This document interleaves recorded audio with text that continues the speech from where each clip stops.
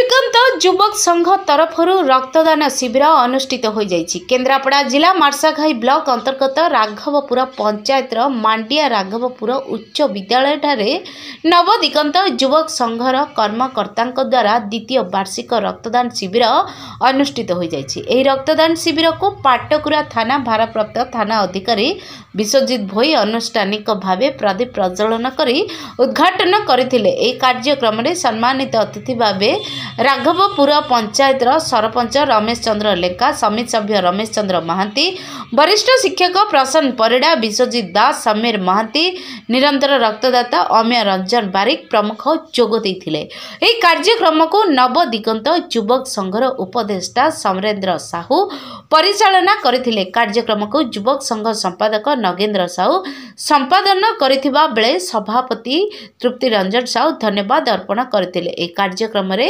युवक संघर सदस्य प्रभंजन महापात्र, सत्यम लेंका, जयदेव नायक, रितेश महांती, दीपू, अनिल, राजन, रुद्र देवा प्रमुख कार्यक्रम परिचालन रे सहयोग करथिले। ए रक्तदान शिविर 51 यूनिट रक्त संग्रह करा जायतिला।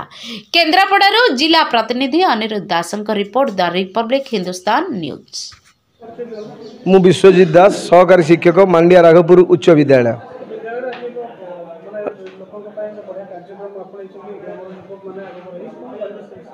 नवदिगंत युवक परिषद मांडिया राघवपुर आनुकूल्य जो रक्तदान शिविर आज आरंभ होती, आरंभ नुह यह हूँ द्वितीय पर्याय एवं प्रथम 75 यूनिट रक्तदान करी से रेकर्ड करते केन्द्रापड़ा जिले में एवं 3 वर्ष पर पुणी थे आयोजन कर युवक माने जो माने युवक से माने समस्त होउछन्ति मोर छात्र। तेणु ये जो अभिनव प्रयास प्रकृत में निहाती किछि लोकंकर कार्य लागिबो।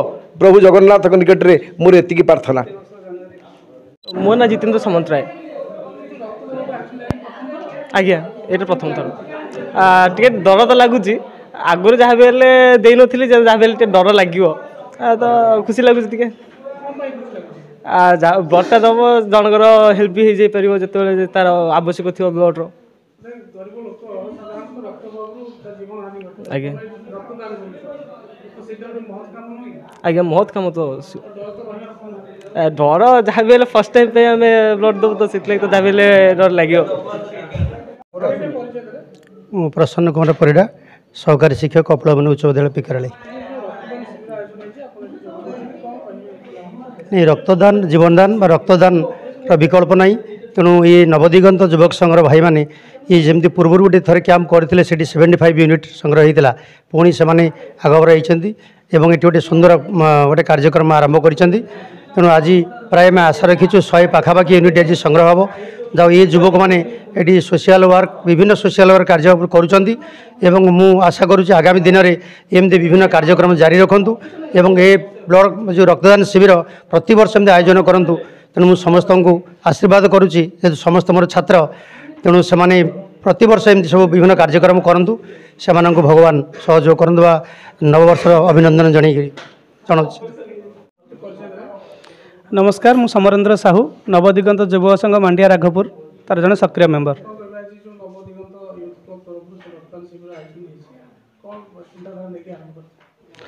चिंताधारा कौन सोशल वर्क करने आमर नवदिगंत युवक संघ ही सृष्टि केवल सोशल वर्क करने मेन उद्देश्य आमर अच्छी।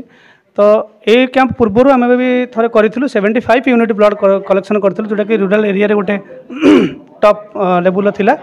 आउ सोशल वर्क उद्देश्य ही आम यहाँ ऑर्गेनाइज करूँ। जो ब्लड डोनेशन कैंप द्वारा आमर लोक मान भर गोटे अवेयरनेस आसुच्छी से चिंता करती ब्लड देले मुंड बुलेब पड़ज ब्लड सरीज तो यही जिनस नुह ब्लड देले केते बेनिफिट्स मिलूँ से जानते जेहेतु रूराल एरिया गोटे गाँवली एरिया से लोक मैंने भी अवेयरनेस पाँच आउ ब्लडटा भी आम गोटे ब्लड 3 जनकर जीवन बचाई पार यहाँ गोटे बड़ जिनस से आम नवदिगंतर समस्त पिला माने आम चिंता करूँ प्रति वर्ष जनवरी मास प्रथम रविवार आम ब्लड डोनेशन कैंप करूँ। यहाँ सेकेंड कैंप आमर।